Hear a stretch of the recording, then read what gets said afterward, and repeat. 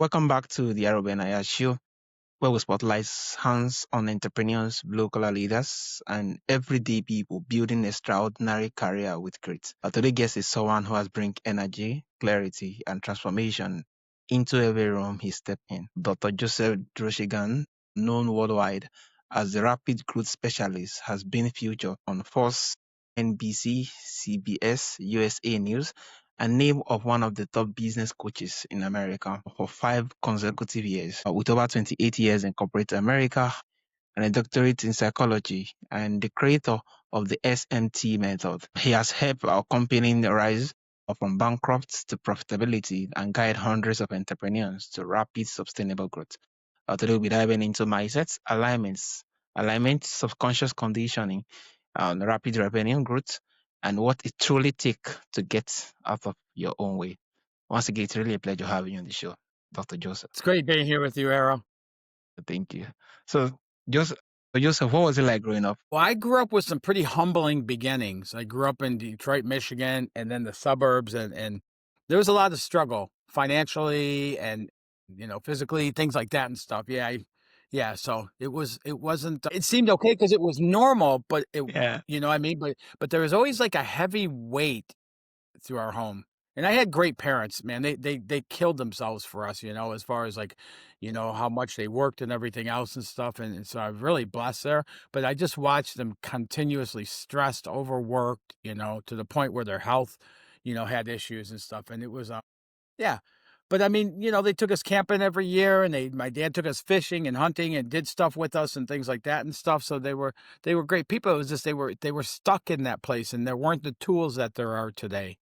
Yeah, amazing. So you have been named one of the top business coaches in America. What moments in your life made you say, I'm going to dedicate the rest of my life to transformation? It wasn't a choice I made. There was a couple situations that happened when I was 22 years old.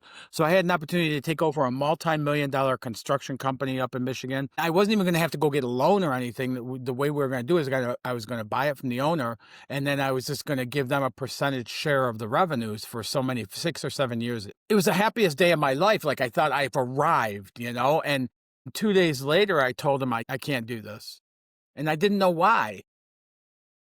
And then I realized it was because I didn't think I earned it because I didn't work hard enough for it. Mm.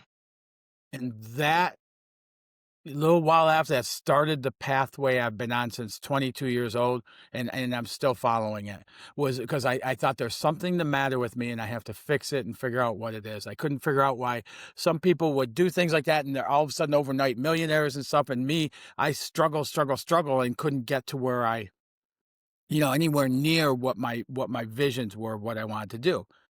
So as I got into this and started understanding it, and which has been like 4 decades now, and I've been doing it for a decade. As I got more into it and stuff, it's like it worked for me when I was on the ground doing outside sales, developing territories and such, where I went from barely scraping by to landing multi-million-dollar year-over-year contracts. And then when I got into leadership, the tools, before it was the SMT method, I took into my sales teams and I watched them elevate using the same tools. And I've always love to help people, to the point for a while I might have been called a people pleaser in the way I live life, but so when that started happening, it was like, man, my heart is, because I've always wanted to have a small business and be successful and things like that, and that's where my heart and my passion are. And as a vice president of sales, I started losing time that I could work with my sales personnel. And that's where my real excitement was. It wasn't in the forecasting or figuring out new markets or things like that. So I resigned from corporate America and stepped out and got multiple certifications into what I do, and stepped into this. And it's been a growing thing. There wasn't a single moment where it said, this is what I want to do. But I will tell you, when I was in my early 20s, I thought I wanted to be a pastor of a church. I felt like that might have been my calling, and so I pursued that to as far as I could, and it just didn't work out that way and stuff. So then, but this is my mission. This is my, this is the works I came here to do, is the works I'm doing today. Wow, wow. Amazing, amazing. It's really inspiring hearing that. I think it just shows the Yeah. fact that sometimes starting out, we don't know how it's going to end up. Being that it take a whole lot of different routes to actually figure out what our life is all going to be all about. And you just speak volumes to that. Yeah. Yeah, and I love helping, ultimately what I do is help people live better lives. I help them get rid of the scrap. Get rid of the things that are causing them the upset that they don't even, most of the time we don't even recognize, and open up that other door to getting to experience like that way. And every single person I help goes out and helps somebody else. So there's that trickle effect to what I get to do today too. Yeah, amazing. Thanks a whole lot for all you do. You once mentioned that people often know what they should do, but don't do it. When did you realize this gap? Realize that this gap was your mission to solve? I think as soon as I started experiencing change, along with that came a really strong desire from within me to help other people understand it as well. So even back when I first started doing this stuff and I would trip up and things like that, I would explain that to people. Like I'm trying to do this, I'm trying to do this, and then as I figured out things, as I figured out, the whole thing about if you want something, do what I did. If you want something, find someone who has it, do what they did to get it.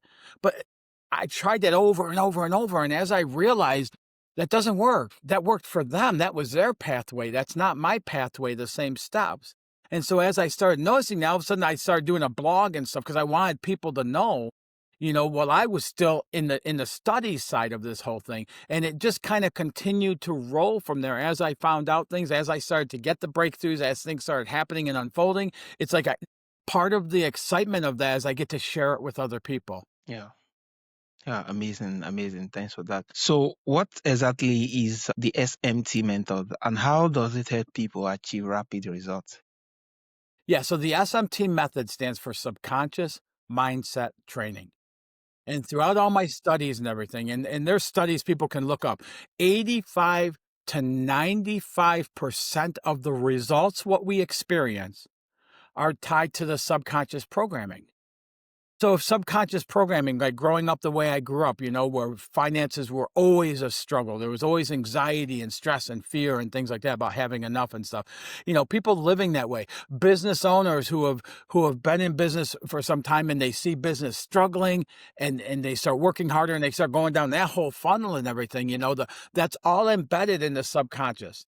So in the subconscious, the way I explain this, Aro, is there's like a motherboard that hosts all of our programming, our patterns, our paradigms, our experiences, even experiences we might not have had first, ourselves, but people told us about their experience.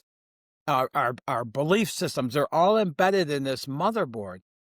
And that's the voice we hear in our head. But it also, that motherboard triggers brain waves to the actions we take or don't take. So if you have somebody with struggle or fear or anxiety base or things like that in that programming, it's not going to allow to take actions that go the opposite way. The actions that show up are the actions that align. That's why we see people struggle. They'll work harder and they'll struggle more as they follow that pathway because it's a programming. So I had to understand that, which took me decades to understand that that's what was happening within me. And then I had to get help for somebody who could help me identify the programming because I didn't know it myself. It feels so natural for us to take the actions we take and that we're used to taking. But those actions keep us in that place where we want to get so badly to get out of. Does that make Yeah. sense? Yeah, it does. I think this just speaks the whole volume, especially how you just analyze the subconscious more like a motherboard and a whole lot of the mindset and everything we come to believe that forge what we do is serve as more like a programming into the motherboard. And yeah, it will be, it's just dawned on me that we act the way we do owing to what is being programmed in the motherboard. And this is really a whole lot to really well, like just get into kind of hear you saying it. Yeah, the entire SMT method is the whole method is based on helping identify what that is and then has the tools to shift that and it's really an enjoyable process because as we shift it, we start noticing things opening up greater in our experiences of the results, whatever it may be. And so it's exciting to identify and shift whatever that is going on because of how rapidly it opens up the potential on the other side. Amazing, amazing. Thanks for sharing that, Dr. Joseph. So, how can someone recognize when they are sabotaging themselves without knowing it? The one thing I start people with, like when I start working with somebody, we instantly dive in, come out of the gate developing what the SMT method refers to as a dynamic vision. So a lot of times I'll talk to business owners and I go, what do you want your business to be? Like, how big do you want it to be? Or what do you want it to look like? Or what size team? And they go, I don't know. I never thought about it. I don't have the time to think about stuff like that. And I get responses like that. But if we don't have something pegged out on what we want to achieve, we're just haphazardly going along. So it's really hard to pick up the programming and identify that programming that's causing limitation when you don't really know where you're going. So we get that vision going, and then we start getting into that vision and start developing systems of accelerating habits and all kinds of tools to start moving that way. And one of the things I tell people is notice what you're noticing, the thoughts you're having. Notice the words you use to describe things. Start noticing those things. The more you pay attention to them, and all you got to do is an A/B test on it. Is this helping me, what I'm thinking, or is it hurting me? The words I'm using, is it helping or hurting? The people I hang out with, what I watch on TV, this and that, is it helping me or is it hurting me?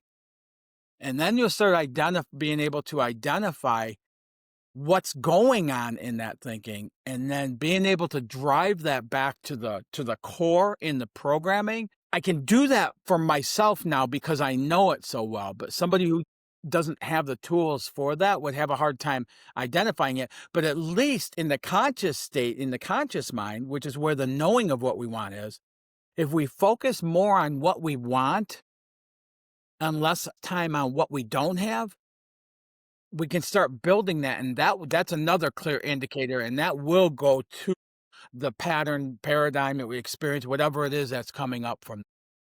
Yeah, wow, wow, amazing, amazing. I think you just speak volumes to when entrepreneurs has more like a goal towards more like a better perception of what things could be. A goal towards more like becoming more like seeing the possibility of what the business can be. It's easier that very way to be able to kind of change the whole of model of mindset compared to where they don't see any blueprints. It simply means they are sabotaging themselves, they are self-sabotaging themselves, being that uh, they don't even think of any possibility and they are not even bothered about it. Yeah. Yeah, I have a client, one of my clients that I've worked with, and I have hundreds I've worked with now, but I have one client in particular, based on you saying that when we met, her highest year, 13 years of business, was $7.5 million in revenue. When we met, she was spiraling downward, way, way, way below that. And so when we started working together, first off, she was so busy working. She said, I don't even think I have enough time to talk to you on a regular basis. And that's where she started from. So we worked through that and stuff. We started working together. Excuse me. So as we started working together, I helped her develop that vision. We built that vision, and we built that vision for $10 million is what through the visioning, Sure. that's what she wanted to get to. And then I helped her expand that to $12.5 million that she didn't think was realistic, it wasn't realistic, and she didn't think she'd get there, especially in the state she was in, where she's working her tail off with the spiral. 12 months from the time we started working together, her business grossed over $22 million in Whoop. revenue. And Aro, that was the only year of her adult life that she took 5 weeks of vacation during that year of growth. Jeez. And we shifted so many programming around to open that up to allow for her to achieve that. And now 6 or 7 years later, she's still maintaining that growth in her business. And I have story after story after story of how that works. When we get in there and we identify and shift that programming, we are literally open up doors for greater results. Wow, amazing, amazing. Yeah, that story is really, really very inspiring. So, why is changing habits not enough without challenging the conditioning beneath them? Changing the habits is a constant fight if the habits are going against the programming. We see that all the time with people that January, right? They start working out. They start going to the gym. I'm going to start being more active, right? Yeah, Or, yeah, there's that. And it doesn't happen because we're trying to put habits in place that are argumentative against the programming. It's the same thing with eating healthy. If so many people first of the year, they're going to eat healthy, they're going to do this, they're going to do, and with the best of intentions. I'm not ripping anybody because I used to be one of those people. The best of intentions was such, and then it might last a few days. Or somebody who's quitting smoking. I've helped a lot of people quit smoking cigarettes. And wow. what I do is have them first and foremost stop calling themselves a smoker. It's what they do, it's not who they are. So once I can help somebody disassociate being what they're doing, then from there we can start employing things to help with it. So really trying to set habits, it goes against the programming. It'll be a constant fight, a constant struggle doing it. So when we go up there and when we go into the subconscious and we identify and reprogram those areas, now all of a sudden I see my clients, they're out working, they're out lifting weights, exercising, walking, doing things like that. They don't want to have the dessert after dinner all the time. And it starts changing that from the inside out. And then it becomes an easy way. I've had people I've worked with who didn't tell me they were a smoker. And partway into working together, they go, oh yeah, there's another thing. I quit smoking. And I go, how long ago? About 2 weeks now. Well, how'd you do that?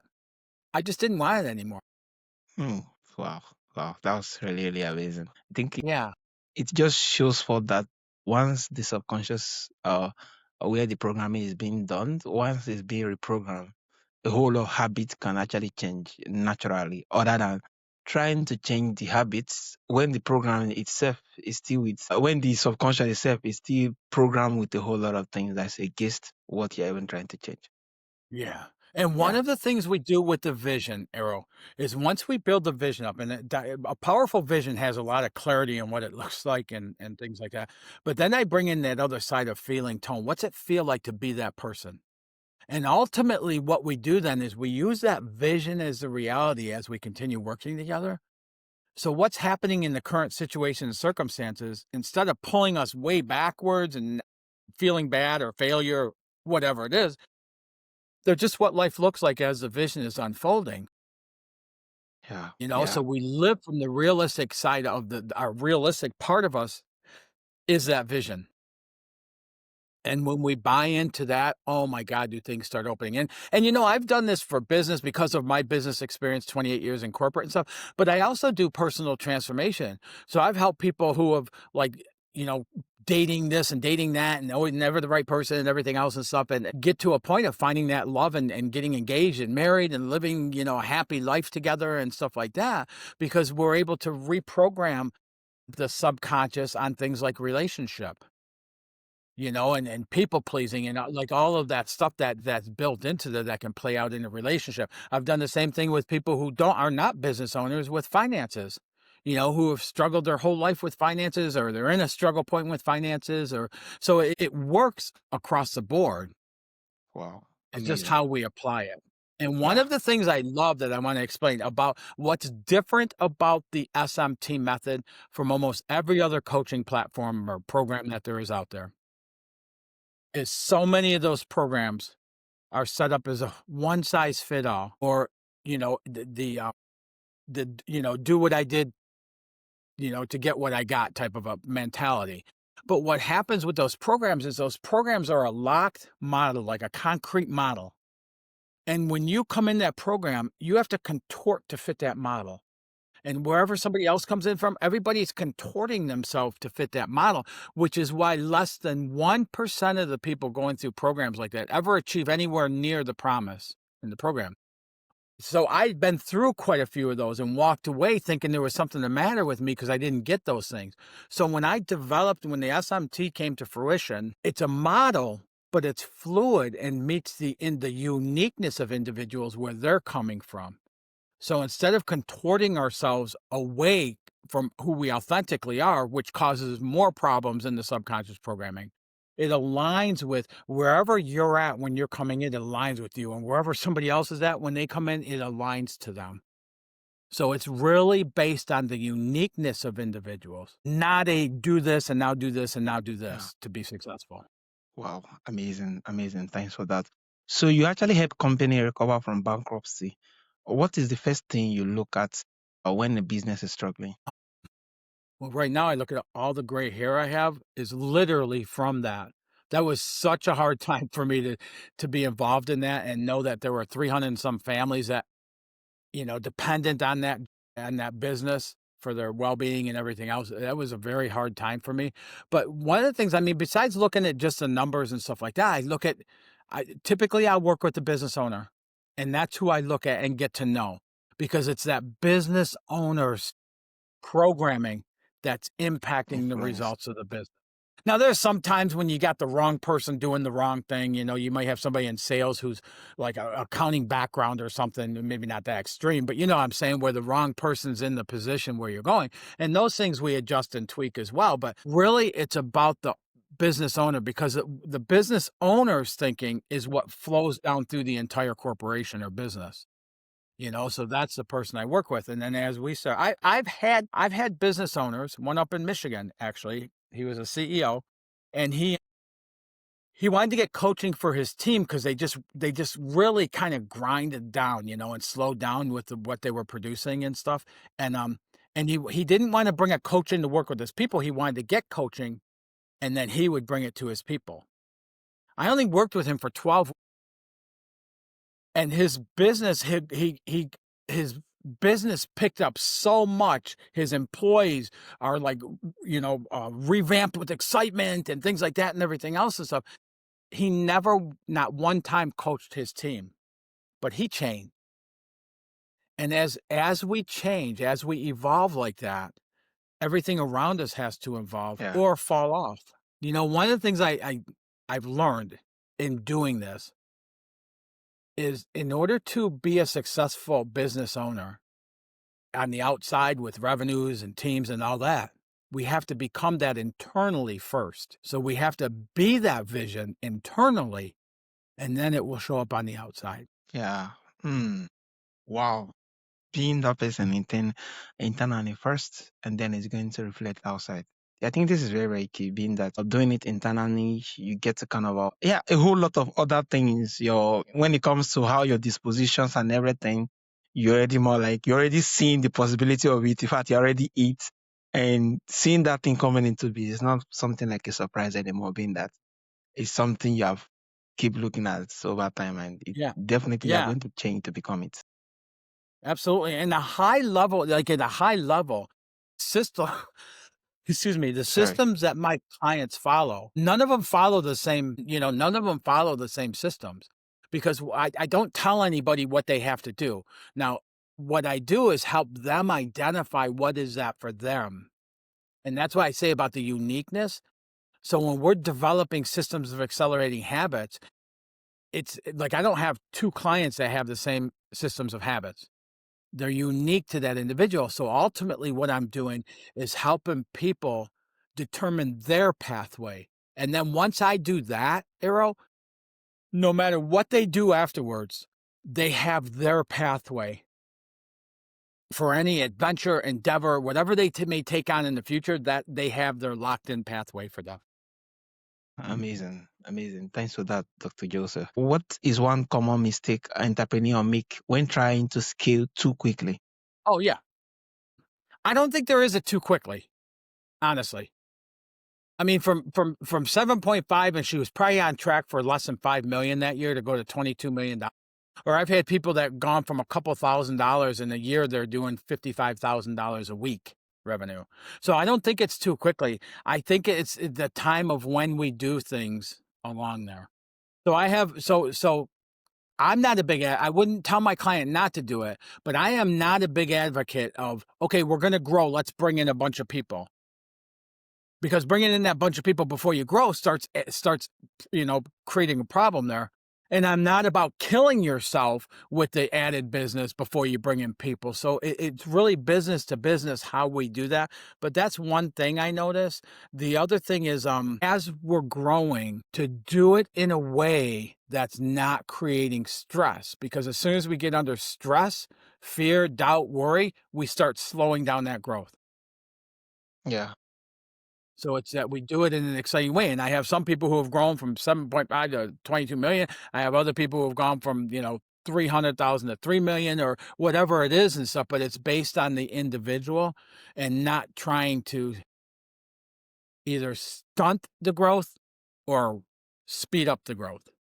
Wow. It's all about aligning to. Yeah, amazing, amazing. Thanks for that. Can you walk us through one powerful tools from your SMT method that listener can apply immediately? Yeah, the one thing is the vision, the dynamic vision where I start everybody at is I tell people just take some time, grab a pad of paper, and write down what do you want your business to look like. Look out 3-5 years. What do you want your business to look? It doesn't mean it needs to take that long, but we look out that far because we get a wider potential of possibilities, right?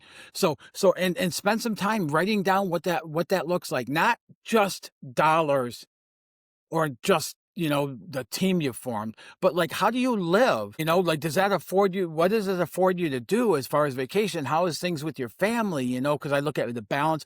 When I do a dynamic vision, it's about all areas of life, your whole entire life, your personal, your business, your relationships, your like all of it. So your health and well-being. So like how do you live having the business at that level and get a lot of clarity around what that is?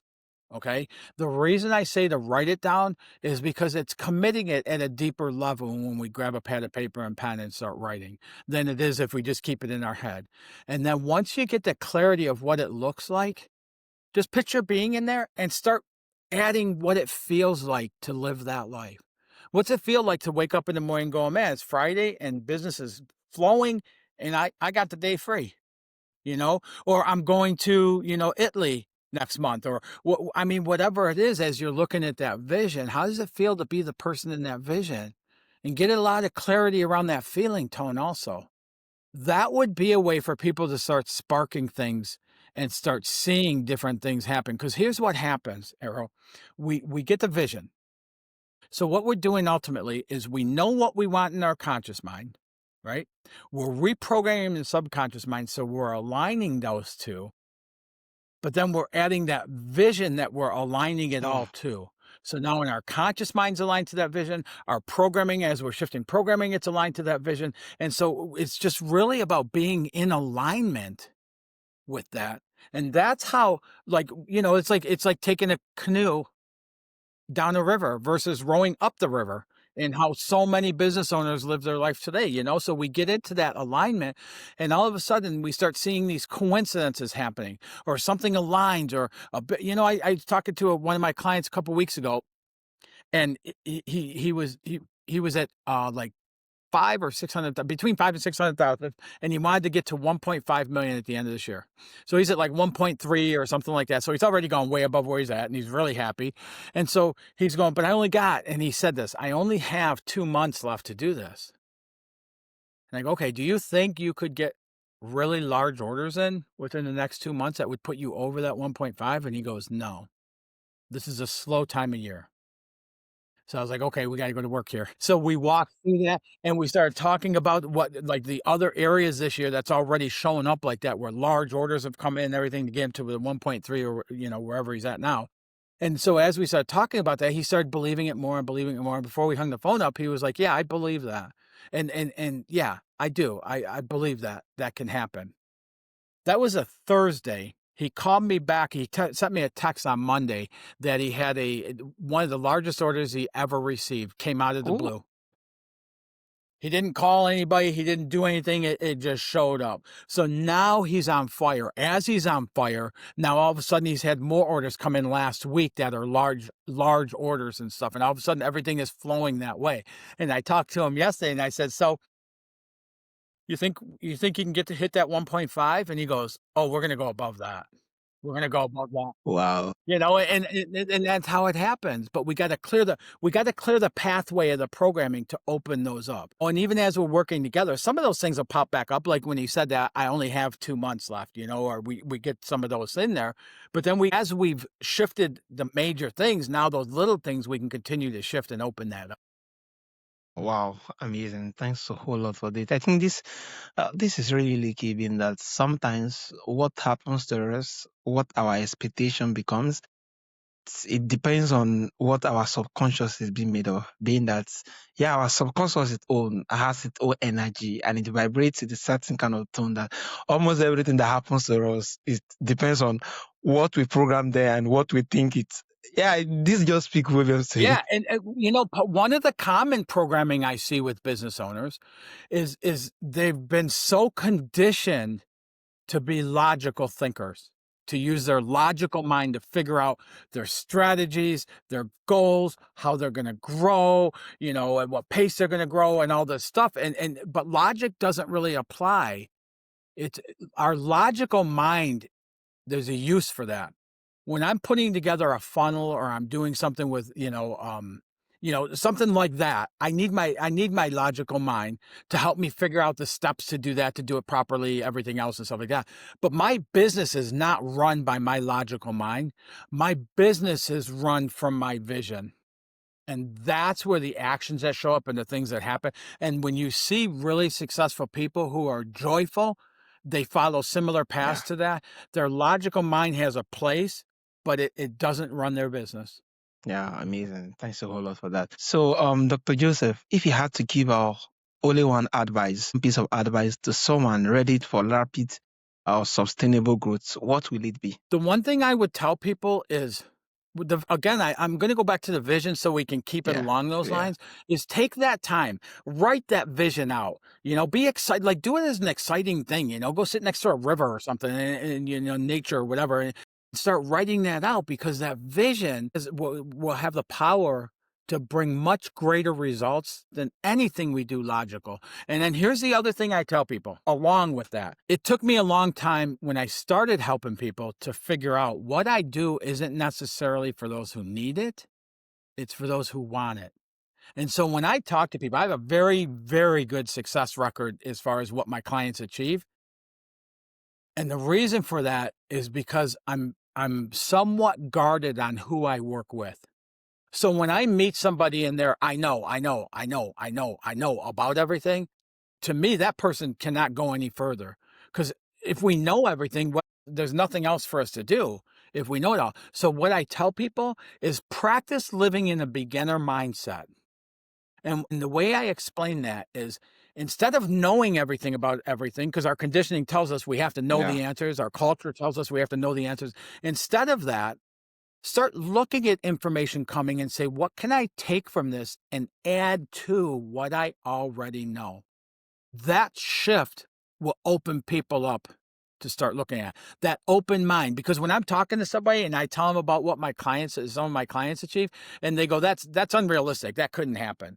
I can't do anything for that person. Yeah. But if they look at that and they're looking to, what can I add from this to what I already know, it would open they would look at that differently and go, how in the heck were they able to do that? That puts that person at a whole different level of being able to achieve that. Wow, amazing. Thanks a whole lot, Yeah. Dr. Joseph. So, Dr. Joseph, tell us, how can our audience connect with you? How can they more uh, how can they reach out to you, and how can they actually more book you for what you do, and where is the best platform to do this? Yeah. So the easiest way is I set up a schedule, my own personal schedule I set up with a link to coachwithjoey.com. Anybody can click that and schedule a 15, 20-minute meeting with me personally. It's not a sales pitch. It's just to serve and help people. If they got a question about something like this, if they think something I talked about is BS or something like that, whatever it is, I don't care, because I know the results it gets. So anybody who wants to find out more, or maybe they're stuck in a place and there's something I can talk to them about that could help them, that's one avenue. I'm sure we'll have the links for social media here. And then as of, I think it's a month now, is I published the book, Ooh, Reprogramming Your Subconscious subconscious Mind, mind. Wow. the SMT method to rapid results. And not only is it the book and goes through the program of how I do it, but there's this part up here where it's bonus material. Every chapters 1 through 8 have a link in there that anybody who's reading the book can go to. And after you read a chapter, you can go in and it gives you exercises so you can practice getting some change out of that tool we're talking about. Amazing, amazing. Thanks a whole lot for that. Yeah, this Yes. has really been an amazing conversation, especially with the stories you give. It simply means that our subconscious really speak volume, especially for every entrepreneurs.